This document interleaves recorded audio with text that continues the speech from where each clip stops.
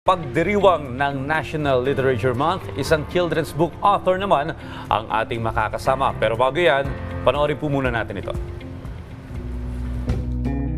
Lahat ng mga bata ay mahilig sa mga storybook o children's book. At ito ang kanilang kauna-unahang kaibigan sa pag-aaral ng buhay. Sa bawat pahina ay marami silang bagong natututunan at nagiging malikot ang kanilang imahinasyon at kaisipan. Sa likod ng bawat kwento sa mga aklat na ito ay ang manunulat na nagbibigay kasiyahan sa bawat batang makakabasa ng kanyang mga obra. Isa na dyan ang talented multi-awarded children's book author na si Zandro Bautista, isang young at heart author na bukod sa pagiging manunulat ay isa ring grade school teacher. Pakinggan natin ang kanyang writing journey at kilalanin natin siya dito lang sa Rise and Shine Pilipinas.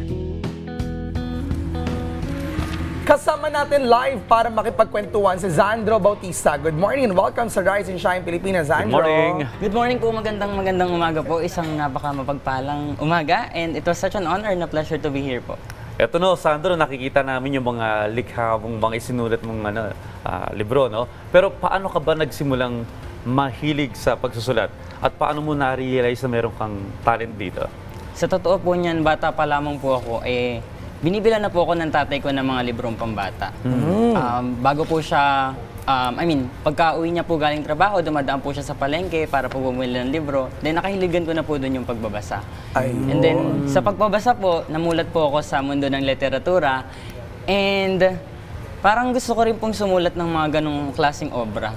And sa sobrang dami na po ng mga aklat na nabasa kong pambata, sinubukan ko rin po na magsulat sa likod ng aking notebook hanggang sa nailabas ko po yung talento ko during the COVID-19 pandemic. Okay. I know that our lives changing dramatically and drastically during that pandemic, during that period. And with the people still adjusting and adapting to changes, what I did is to write. Ayun po yung naging coping mechanism ko. And nagsimula po akong sumali sa mga online literary writing competitions. Ayun po yung naging start ng journey ko, and doon po ako na-discover. Alam mo, Audrey, talagang pagdating sa kapag ikaw ay nakakaramdam ng emosyon, like lungkot, takot, napakalaking tulong ng journal writing. No? Sinasabi nga niya kanina, talagang malaking importansya sa kanya to during COVID-19. But, wait, I wanna know, saan ka graduate or nalinya ba yung pagsulat sa ganitong klase mga libro sa iyong kurso? Yes po. I graduated Bachelor of Secondary Education, major in English Language and Literature. Ayo, sa Rizal Technological University RTU. po, At in Pasig na po. yan, syempre, ikaw din ay may award. Filipino Reader's Choice Awards mula sa kanyang librong, ano Ito yan? po, Si si Prinsipe Prinsipe Hero. Hero. At ang mundo Pakita na natin to. Yan. pangarap. Ang galing-galing Panaginip po. naman. Yeah. Mundo ng panaginip. Panaginip pala, oo. Pero syempre, no, dahil sa mga awards na yan, paano sa'yo nakatulong yung pagsali sa iba't ibang mga online literary writing competitions? Kumbaga, yung pagsali ko po sa mga literary writing competitions, ayun na po yung pinaka naging training ground ko. Kasi hindi naman po lahat ng sinasalihan ko ay lagi pong nananalo. Minsan po ay natatalo. So iniisip ko na lang po na failure is not the end. It's just the first attempt of learning. And sa pagsali ko po ng literary writing competitions, doon po nahubog yung skills ko na magsulat pa sa iba't ibang mga genres, katulad ng romance, sumubok din po ako ng mythology, ng folklore, ng horror, and then na-discover ko po na kaya ko palang sumulat ng children's book. Uy, folklore, Swiftie ka ba?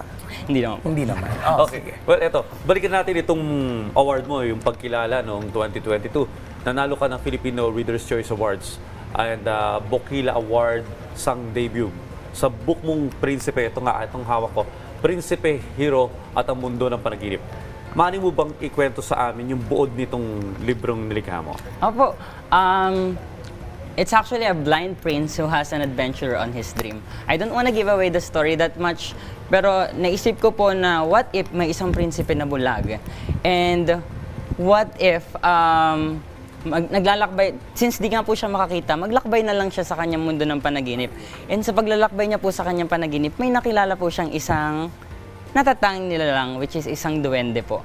And then, sa paglalakbay po nila sa sa mundong iyon, marami po siyang natuklasan, marami po siyang na-realize. Malungkot po ang buhay kapag bulag ka, pero sa panaginip po, muli ka pong nakakakita. And then, dun po, natuklasan po ni Hero ang pagmamahal sa kaibigan, sa pamilya.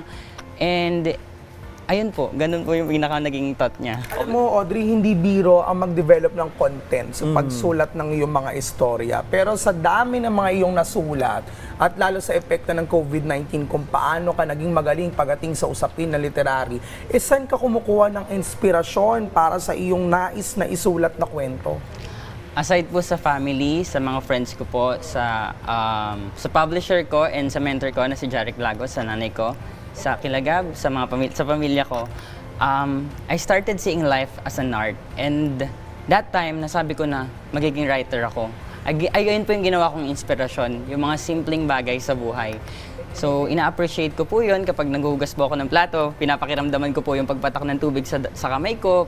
Pag napapatakan po ako ng ambon, pinapakiramdaman ko po yung pagpatak sa pisngi ko, sa balikat.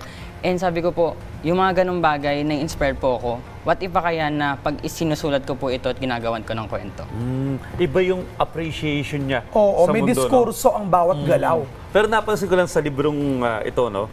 Yung bida, meron kang parang manika. Opo, minidal po. Oh, pinagawa mo ito? Ano po, regalo po ito ng mga readers ko, nila Gab, nila Vito, nila Cristel, nila Jarek. Sila po yung nagpagawa ng librong ito, ay ng manikang ito.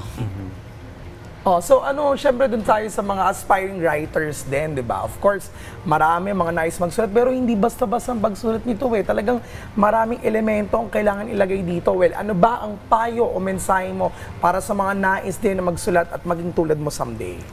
First step is to dream, and then second step is to translate your dream into a reality. Ayun. Sa totoo lang po, hindi po madali talaga magsulat. Pero kung may pangarap ka po, and you're writing not to impress, but to express. And also, sinusulat mo po kung ano yung nasa puso mo. Ayun po yung pinakamahalagang bagay na matututunan mo sa pagsisimula po sa pagsusulat. Well, iba yung imagination niya eh, no? Parang ang lawak. Pero, Nalilisik yung mata niya. kaya nga, pero hindi naman, porke horror tong isa. Okay. Well, pero question, kasi syempre maraming kabataan gusto ring magsulat. Pero ikaw, paano ka nakakuha ng suporta? Syempre kailangan ng financial support sa pag-imprenta ng mga ito. With the help of my mentor, Jarek Lago. Sa simula po kasi, ito pong librong ito. Ayan po. Ayan po yung kauna-unahang literary writing competitions na sinalihan ko sa TBC Publications. Rainbow ang title. Yeah, it's an LGBT themed story po that Wow. raises an awareness about prostitution, HIV/AIDS, and it's kind of romance, but it's a story about someone who is really fascinated about research and nakakuha siya ng pagmamahal sa isang prostitute. Ayun po. And then, my story titled Nirvana won second place, and dyan na po nag-start yung career ko. Dyan ko po nakuha yung suporta ng mga readers, ng family ko po, ng mga friends ko po, and lahat po ng taong nagmamahal sa literatura po. Yan ba pinakaunang sinulat mong libro? O ano yung pinakaunang? Ayan po yung Ito, kauna-unahang Rainbow. librong na-publish. Ayan, Para sa'yo to. Oo nga eh, di ba? Rainbow. I was 20 Fifi. years old that time po, and I was in, I believe, second year in college po. Sobrang bata ko po nung nag-publish ako ng book, and na-registered po sa National Book Development Board as an author. And ngayon po na 24 years old na ako, nakagraduate na rin po ng college, and I'm already a licensed professional teacher. Patuloy pa rin po ako magsusulat para po makapagmulat. Ayan. Napakahalaga Congratulations sa pagkilala at good luck sa mga isusulat mo pang mga libro, and hopefully marami ka pang ma-inspire ng mga kabataan. Alright, maraming salamat Sandro sa paglalaan ng oras para sa ating programa at pakikipagkwentuhan sa amin.